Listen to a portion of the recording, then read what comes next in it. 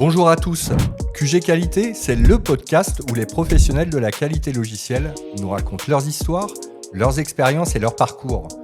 Je m'appelle Romuald Lenormand, je suis votre hôte pour ce nouveau numéro. Si vous êtes expert, débutant ou simplement curieux, l'objectif est de vous partager tous les aspects des métiers de la qualité. Cet épisode vous plaît? Alors abonnez-vous pour ne pas rater les prochains et partagez-le autour de vous pour nous aider à grandir.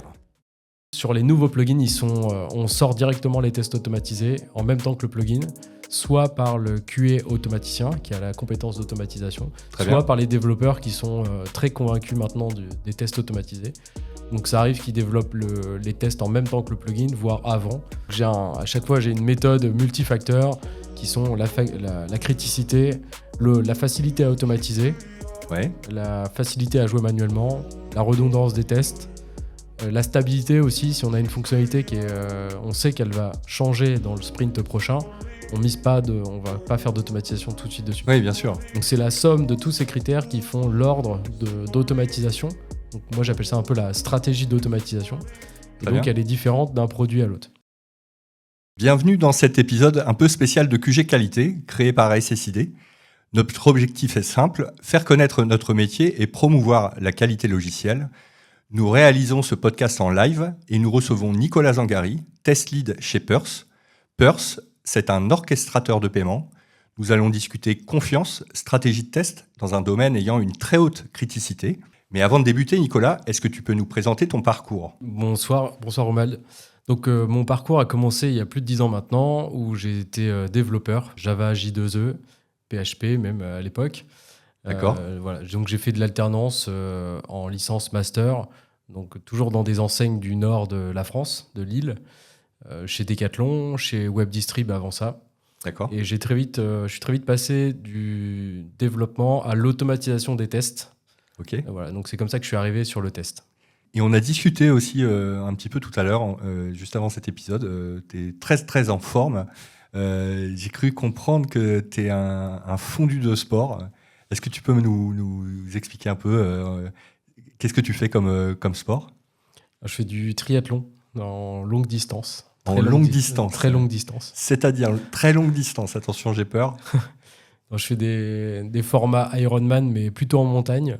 D'accord. C'est ce que j'aime bien. Voilà. C'est un peu le côté aventure de la discipline, dépassement de soi. Voilà. Ok. Et beaucoup d'optimisation dans ton quotidien aussi ? Il y a beaucoup d'optimisation, des dashboards, des choses pour optimiser ma déformation professionnelle à déborder sur le sport. Mais j'aime bien avoir tout un tas de data. Aujourd'hui, on a plein de data sur notre santé. Oui. Donc, même au-delà de la performance, j'essaye plutôt d'être en bonne santé, donc de savoir sur quel curseur je peux jouer. Et je m'amuse avec moi-même. C'est... Très bien. Et test lead, ça consiste en quoi, en fait, comme job ? Déjà, si je reviens un peu sur le parcours rapidement, donc après Decathlon, je suis parti chez AXA, où j'ai pu occuper plusieurs postes pendant à peu près 6 ans. Après, je suis retourné chez Decathlon pour toucher à différents projets sur différentes technos. Okay. Et une expérience aussi chez OVH Cloud, donc dans un secteur d'activité qui n'a rien à voir. Donc là, ça fait 1 an tout juste que je suis chez Purse. Dans le paiement, encore un autre domaine.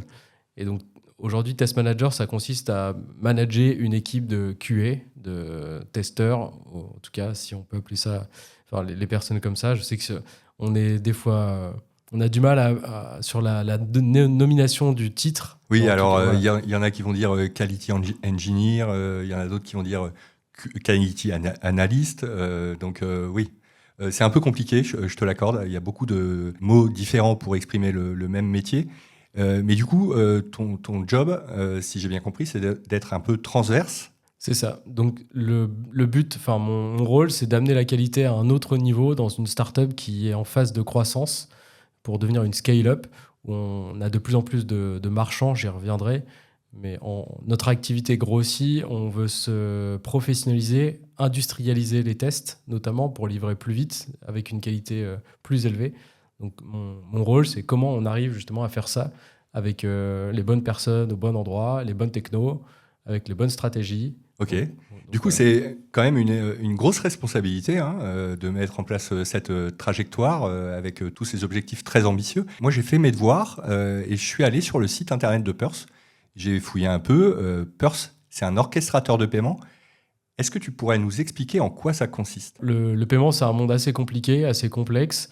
On utilise tous nos cartes pour payer. On fait des achats en ligne. Par contre, qu'est-ce qui se passe derrière ? C'est un peu plus obscur. Et donc, nous, on a vocation à être une multiprise entre le porteur de la carte, celui qui va réaliser l'achat. Donc, le client final. Le client final. Ouais. Le marchand, celui qui va vendre en ligne.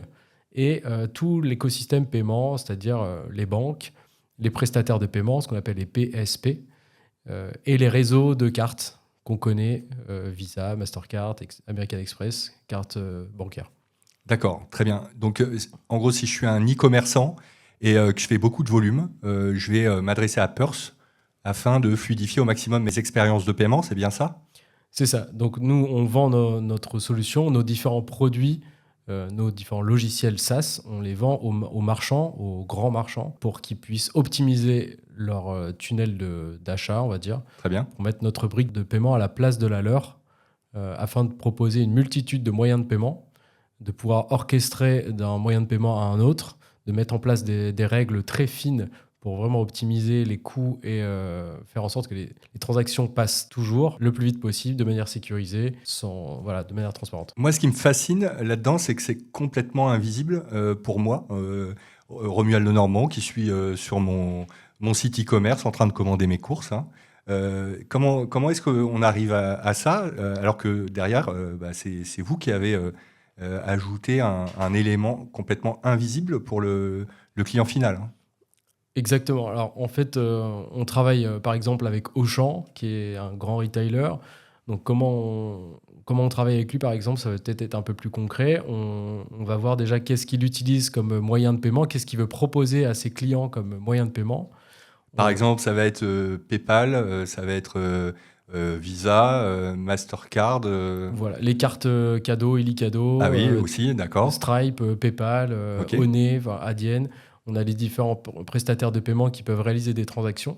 Mm-hmm. Donc, on va aller, nous, créer des connecteurs, ce qu'on appelle les plugins, pour aller parler avec tous ces PSP, ces partenaires.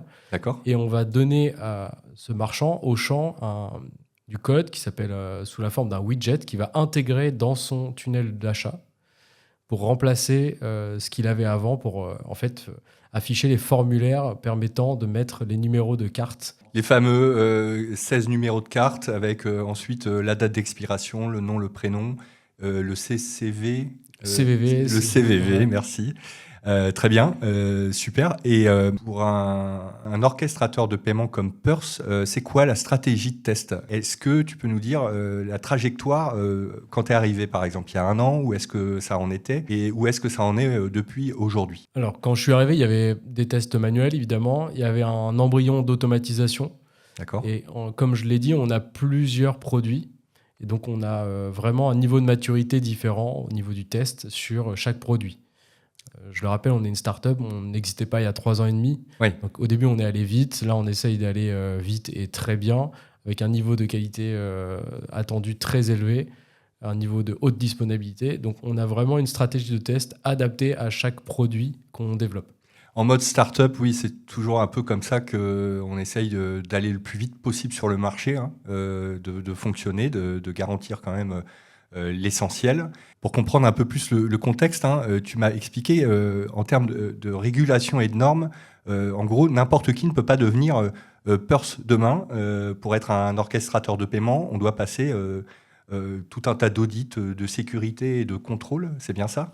Oui, alors déjà, au niveau contractuel, on a des accords de partenariat avec tous les acteurs du marché. Donc, on parle avec Visa, on parle avec Mastercard, on va parler avec les banques, les PSP, donc les retailers. Donc, on a déjà énormément de partenaires. Énormément de partenaires. Et donc, c'est du gagnant-gagnant, évidemment. Oui. On n'est pas en concurrence avec les Stripe ou PayPal, par exemple. On travaille vraiment avec eux. D'accord. Et donc déjà, ça commence par ça, c'est des contrats. Ensuite, au niveau réglementation, on est réglementé par PCI DSS, qui est une accréditation qui demande une audit qui est faite plusieurs fois par an pour nous donner cette accréditation. Ouais. Et qu'est-ce qu'il fait cet auditeur concrètement ? Alors concrètement, il ouvre vraiment tous les tiroirs, il regarde comment c'est fait chez nous. D'accord. Il peut très bien regarder le code, demander comment sont faits les tests, il demande des garanties de qualité sur nos moyens de délivrer ce qui est fait et comment c'est fait en fait. Mais ça va être aussi des choses comme l'anonymisation du client final, des choses comme ça, Bien sûr. J'imagine. Donc vraiment, oui, on peut constater qu'on rigole pas avec les paiements en Europe. Vous travaillez dans un environnement sous contrainte, quoi.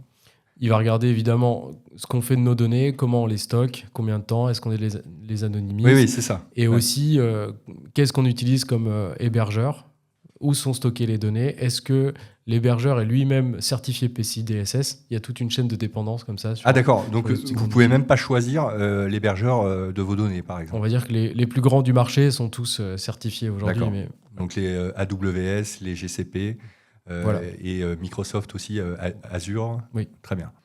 Et si on rentre un peu plus dans le détail, concrètement, vous livrez, si j'ai bien fait mes devoirs toujours, deux sortes de choses à un client, donc à un marchand, à un e-commerçant. C'est d'abord un plugin. De quoi s'agit-il, ce plugin ? En fait, on a une multitude de briques. On va dire qu'on va livrer un widget au marchand. Donc ça, c'est ce qu'il intègre dans sa page de paiement. Ça, c'est le formulaire vraiment où on met les numéros de carte. Et c'est ce fameux branchement c'est l'interface visible pour le client final. Très bien. Donc il peut aussi avoir la possibilité, par exemple, de sauvegarder sa carte pour la retrouver plus tard, ce qu'on appelle la tokenisation ou le vault. D'accord. Donc ça, c'est la partie visible. Donc c'est un développement front qui est intégré directement chez le marchand aux couleurs du marchand. On ne voit pas du tout qu'on est sur quelque chose fourni par quelqu'un d'autre. C'est ça, et on ne s'imagine jamais en fait. Hein, quand on est sur le site, c'est vrai que ça passe crème, quoi.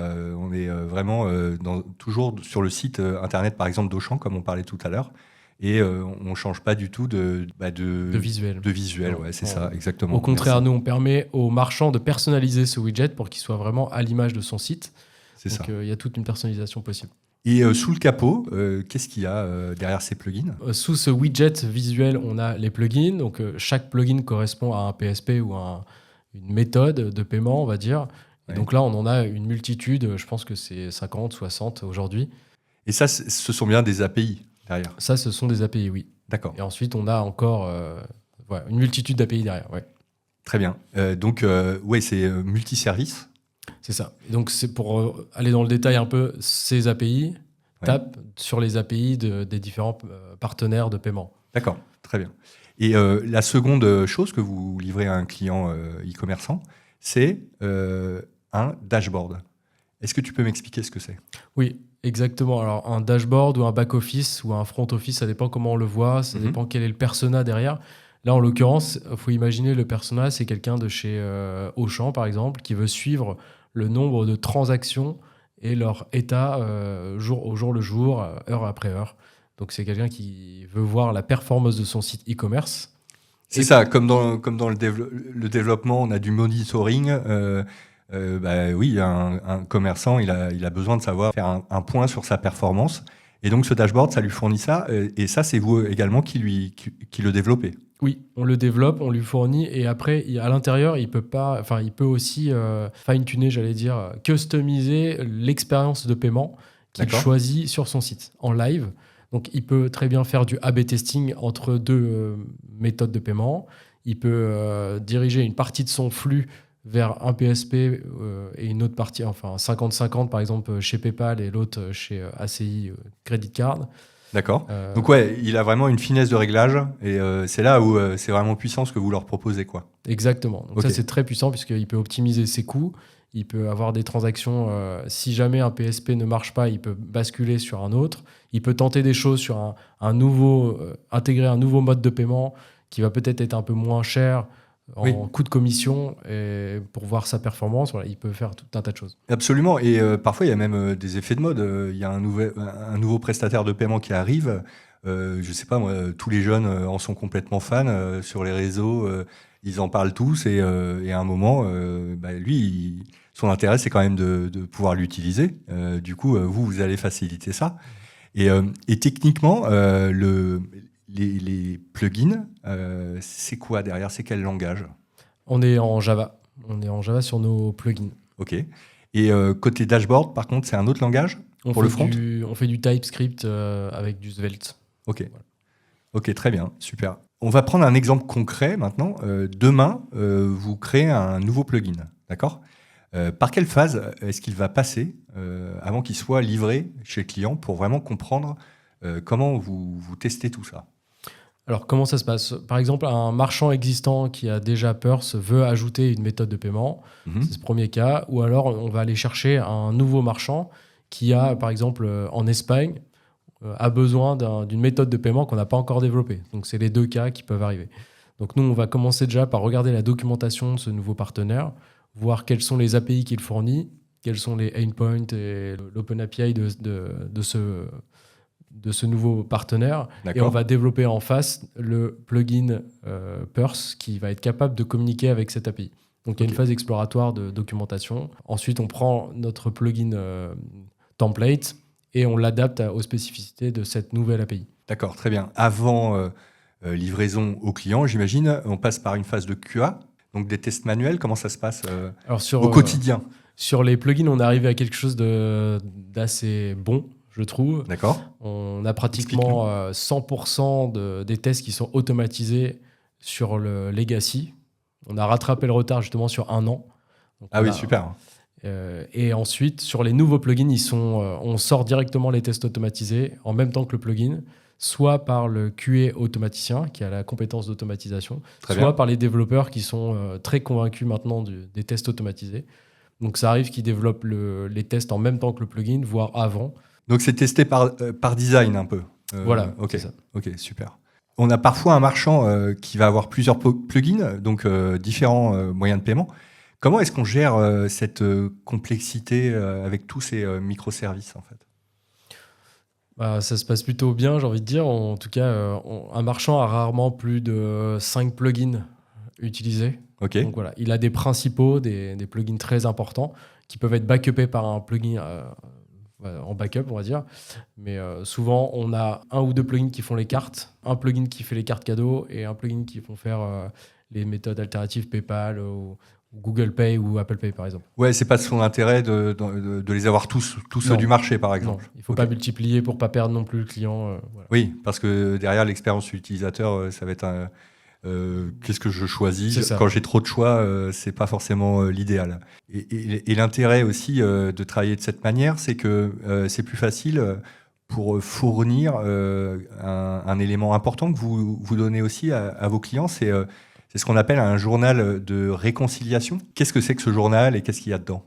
En gros, ce sont des fichiers de réconciliation de transactions bancaires. Très bien. Donc, il faut imaginer qu'à chaque fois que quelqu'un fait une transaction, achète un article sur un site de e-commerce, le vendeur ne va pas recevoir un virement directement par transaction. Donc, à la fin de la journée ou à la fin de la semaine, il reçoit un énorme virement de toutes les transactions. Il y a un fichier qui vient de chaque PSP.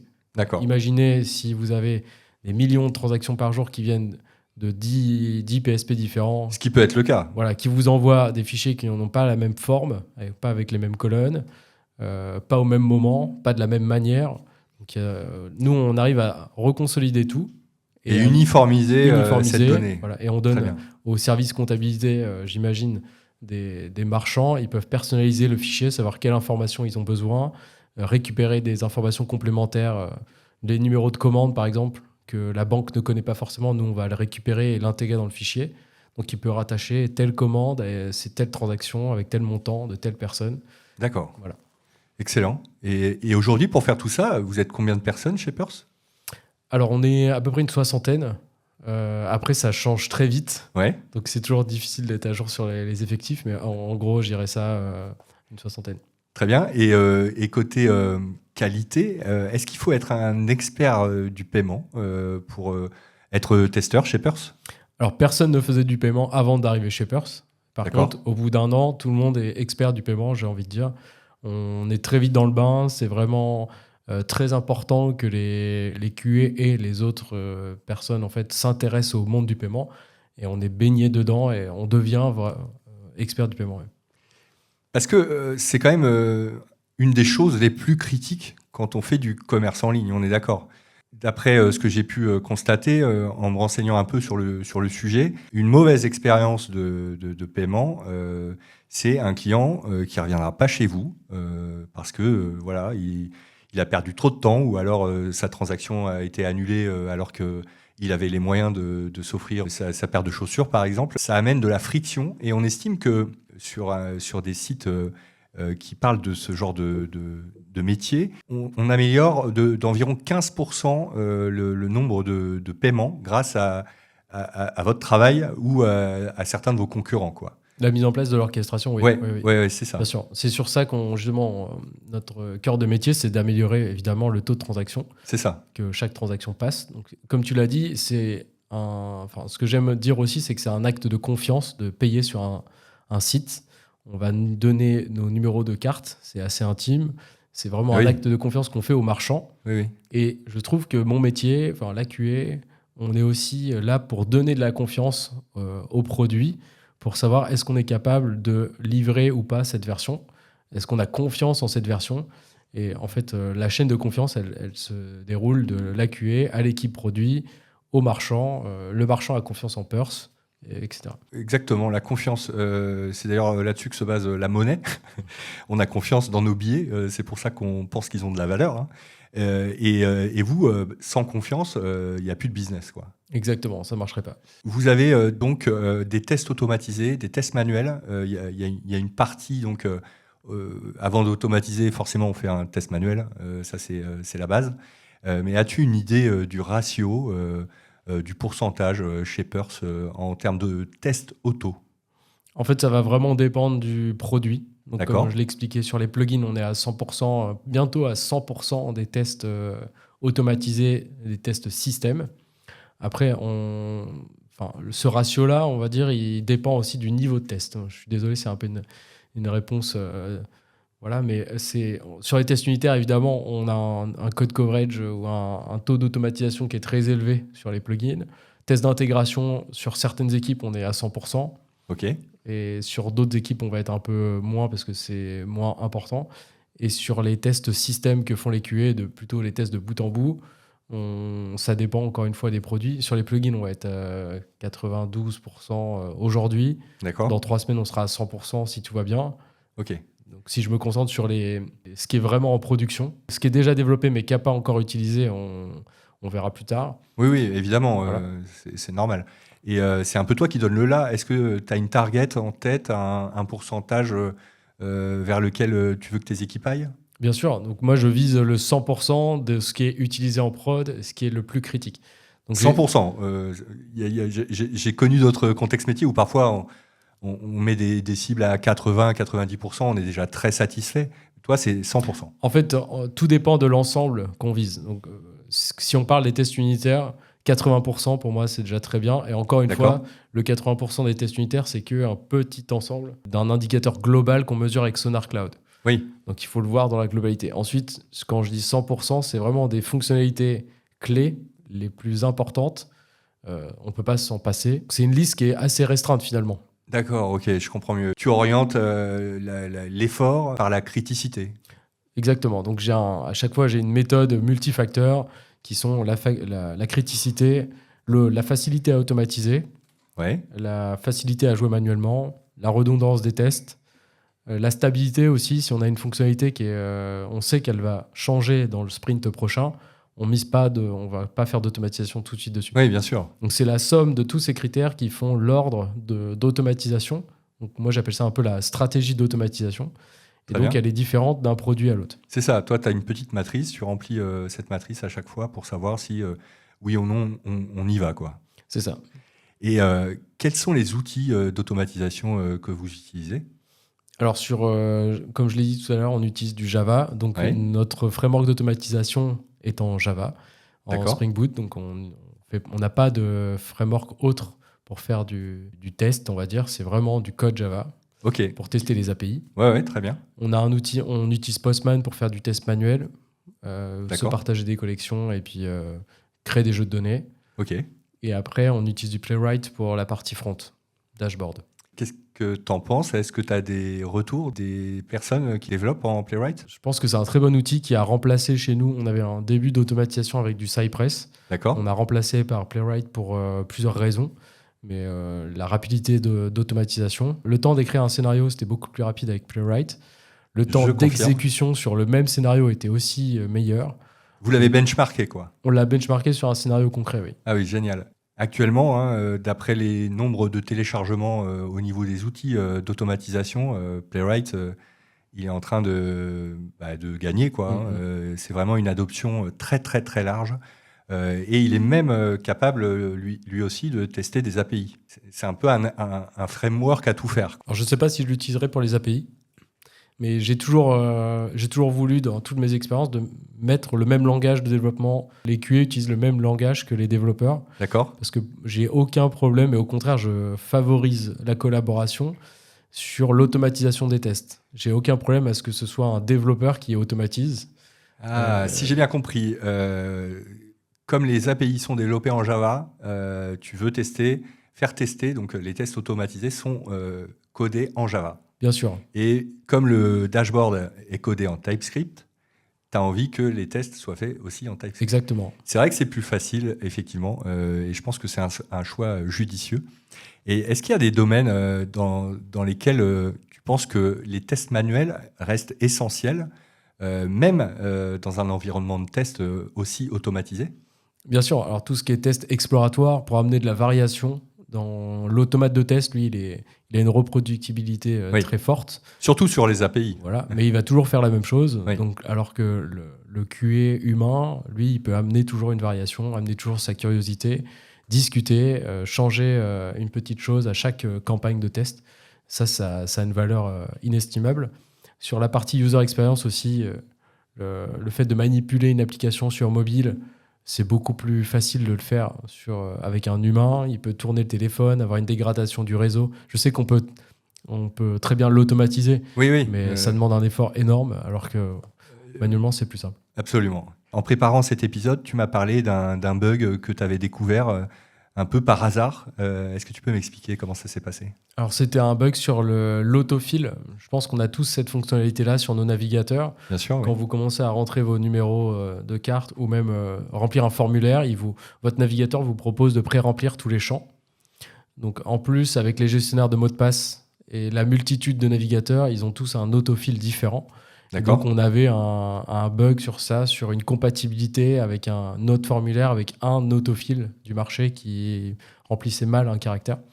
Et effectivement, ça, c'est compliqué de s'en apercevoir via des tests automatisés. C'est même impossible. Ça, c'est impossible.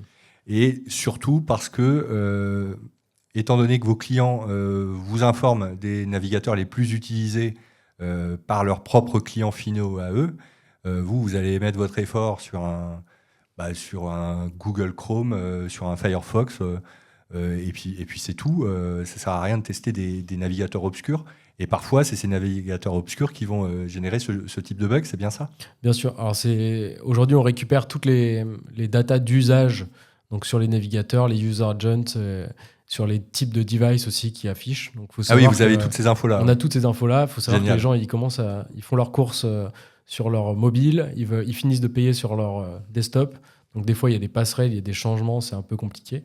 Et nous, on doit être responsive et on doit fonctionner sur tous les devices du marché. D'accord. Multi-navigateur, multi-device. Effectivement, hein, moi, j'ai déjà fait des achats en ligne, un peu comme tout le monde, je pense. Et on commence notre achat sur le desktop, donc sur notre poste de travail. Ensuite, on a notre banque qui nous signale qu'un achat, une transaction est en train de se faire. Et ensuite, on a un retour sur le desktop pour finaliser. C'est quand même pratique de pouvoir sécuriser tout ça, quoi. Et c'est quoi la méthode de travail chez vous ? Alors, on est en organisation Scrum. D'accord. Donc, on est organisé en squad. Chaque squad est constitué de développeurs, PO, QA intégrés dans l'équipe. OK. Chaque squad est responsable de un ou plusieurs produits avec des expertises plutôt front, back, API.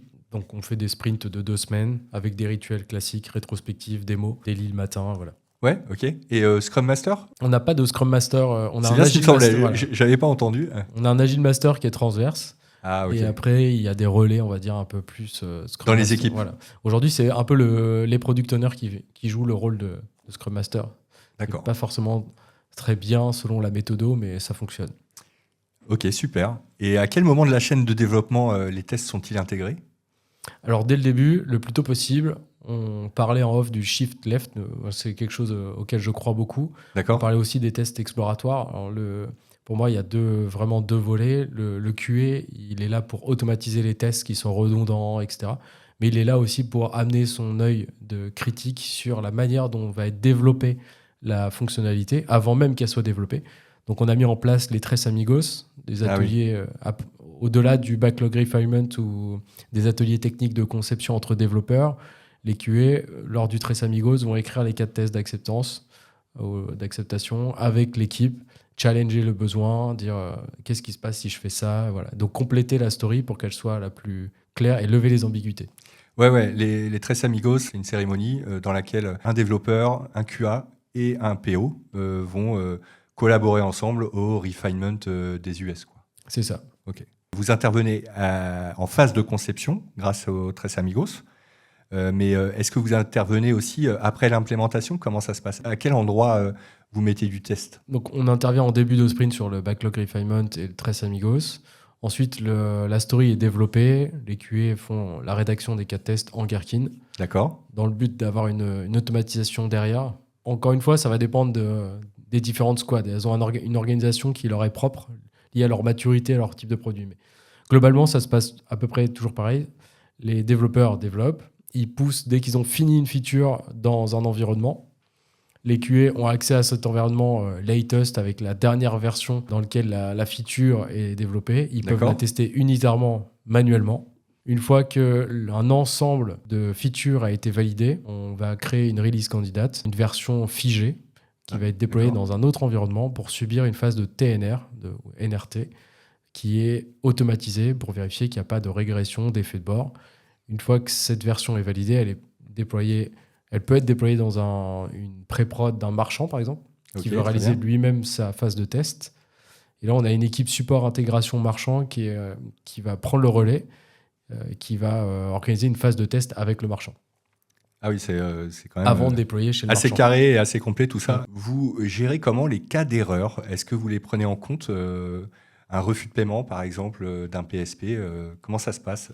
Alors, selon la documentation du PSP, il nous donne à chaque fois les erreurs HTTP classiques, timeout, erreur 500. D'accord. Et donc, nous, on les teste. Alors, soit on a accès à une pré-prod qui nous génère ces erreurs, soit on va avoir un mock avec mock server qui nous permet de générer ces erreurs. On n'est pas encore dans le chaos engineering où on va débrancher réellement un serveur, etc. Mais on y viendra. Oui, j'allais y venir. C'est quand même... Une éventualité plausible qu'un jour un PSP tombe parce qu'il a des problèmes de serveur ou pour X ou X raison. Tu parlais dans tes expériences d'avoir travaillé chez OVH. Je me rappelle qu'il y a eu un incendie un jour chez eux. Et comment ça se passe dans ces cas-là? Est-ce que vous les gérez, ces cas d'interruption de service? Bien sûr. Alors, c'est déjà arrivé qu'un partenaire de paiement tombe, ne marche plus. Alors, je ne sais pas si son data center avait brûlé, mais en tout cas, ça ne marchait plus. On reçoit régulièrement des mails de nos partenaires de paiement qui disent on a une interruption de service d'1 heure, 2 heures, etc. Donc, on est informé très tôt s'il y a un problème. D'accord, ah oui, ils vous avertissent automatiquement quasiment. Donc, nous, on est abonnés déjà aux pages de statut de tous nos partenaires. Ensuite, on reçoit des mails si ça arrive. On a aussi tout un tas de monitoring si on commence à avoir des refus de transactions avec des erreurs 500. Et donc là, ça commence à être à clignoter rouge. Donc là, ça clignote dans l'open space, on reçoit des mails et puis on se met en ordre de bataille. Et donc la force de Peur, c'est dans ce cas-là de pouvoir switcher sur un PSP qui alternatif. Un backup. Donc c'est vraiment là où vous avez votre puissance en tant qu'orchestrateur. C'est sur mon dashboard, moi je suis commerçant, je vais juste débrancher celui qui ne marche plus et brancher un autre qui va faire le taf à la place. Souvent, on le voit avant le marchand. Ah oui. Comment vous gérez les retours utilisateurs concernant, par exemple, des choses qui ne sont pas conformes à ce qu'ils avaient demandé ou au niveau des performances? Comment ça se passe à ce niveau-là? Est-ce que ça arrive? Alors oui, évidemment, on a une relation particulière avec nos partenaires. Donc là, on parle des retailers. Donc on a des gestionnaires de comptes qui sont à leur écoute. Évidemment, on a un service support béton avec plusieurs niveaux d'escalade qui vont analyser où escalader le problème. D'accord. Donc on est vraiment à l'écoute. On est aussi très proactif grâce à tout le monitoring qu'on a. On va les conseiller aussi sur l'orchestration, qui est un métier compliqué. Et on a des experts du paiement, shapers, qui vont aller conseiller les marchands pour leur conseiller de mettre telle ou telle chose en place. Oui, c'est vous qui allez les conseiller sur leur dire qu'en gros, il n'y a pas besoin d'en avoir 36. Quelques-uns suffiront, par exemple. On vous conseille de mettre cela. Bon, ça doit faire partie des conseils. Oui, après, ça doit être le service commercial qui gère. C'est un autre métier. Mais très bien. Quels sont les prochains défis que vous avez chez Purse? J'ai cru comprendre qu'il était question de faire une appli mobile.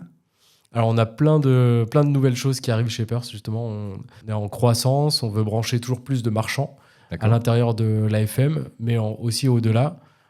Donc, l'association Famille Mullier, pour ceux qui ne connaissent pas l'AFM. Donc, c'est toutes les enseignes, Boulanger, Leroy Merlin, etc. Donc, on veut brancher le maximum de marchands possible sur notre solution, mais on veut aussi commencer à proposer autre chose que le paiement. On a racheté une entreprise qui s'appelle Rich5 qui fait du SIAM, de l'authentification. Donc, on peut très bien imaginer un check-out ou quelque chose qui réunirait l'authentification et le paiement.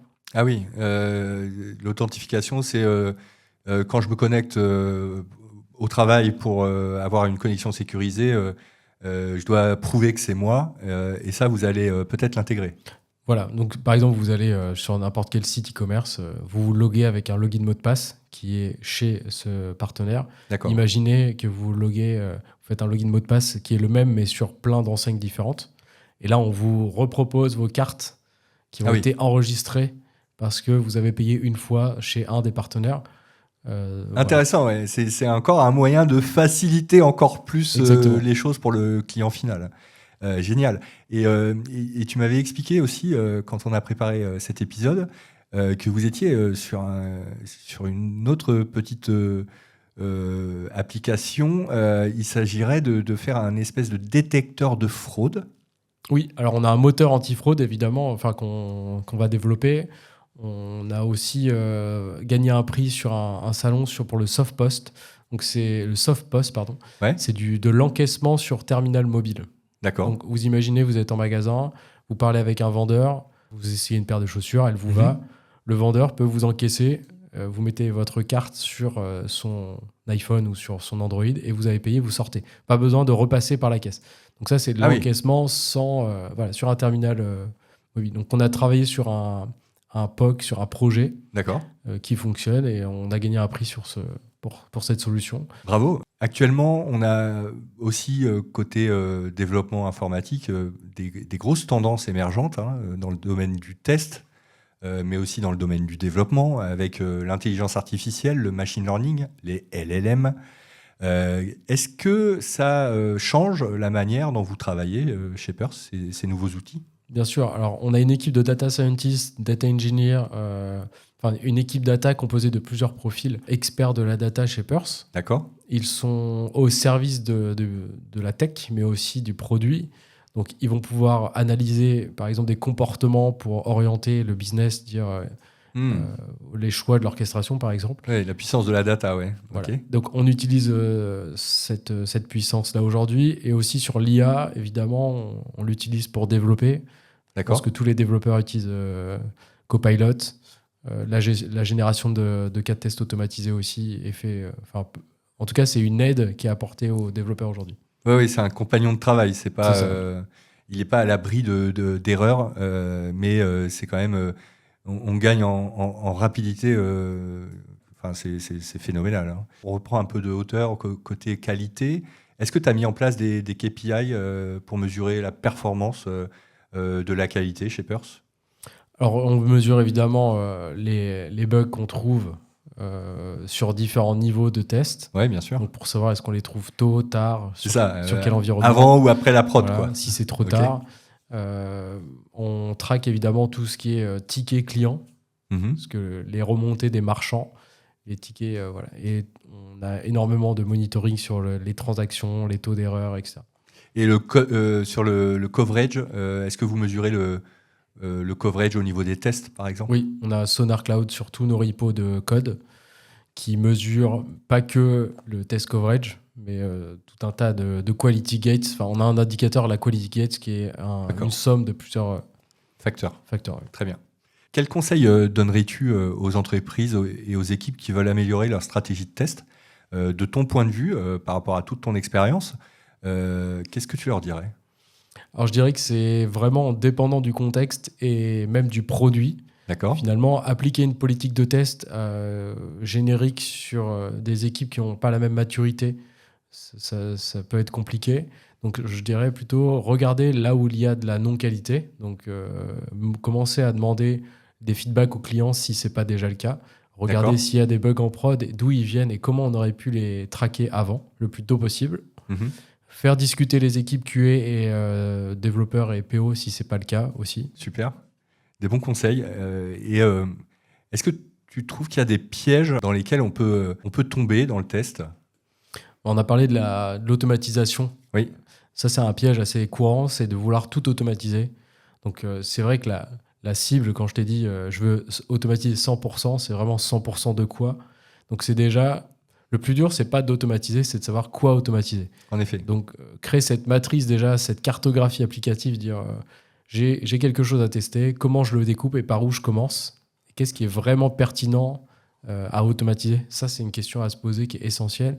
Et le piège, c'est d'essayer de tout automatiser sans avoir de stratégie et de se retrouver avec des milliers de cas de test qui coûtent très très cher et qu'on ne regarde même plus. D'autant que les complexités des applications d'aujourd'hui, qui sont toujours en mouvement, qui évoluent, auxquelles on rajoute des choses, des dépendances, fait que c'est impossible de tout automatiser. Sinon, on fait on embauche que des QA et on fait plus de développement. Qu'est-ce que tu fais, toi, pour rester à la pointe des actus au niveau qualité ? Alors, j'essaye de participer à des conférences, comme ce soir, de lire des bouquins, d'écouter des podcasts aussi. Je fais partie d'une communauté aussi de QA lead ou manager de grands groupes. On essaie de se réunir tous les 3 mois. D'accord. Pour parler de sujets comme ça. Ouais, vous parlez de sujets, c'est-à-dire, est-ce que tu peux m'expliquer comment ça se passe ? Alors, à la base, il y a 7-8 ans, quand j'ai commencé, c'était autour du mobile. Donc, le club s'appelle M4Test, en fait. L'idée, c'était de se dire comment on teste sur mobile cette nouvelle techno qui arrive, on ne sait pas tester. Comment vous faites, vous, à la Société Générale, chez AXA Donc, on se retrouve entre experts, on essaye de montrer ce que notre R&D a fait. Et donc, le sujet du mobile est bien dépassé. Aujourd'hui, on parle d'IA.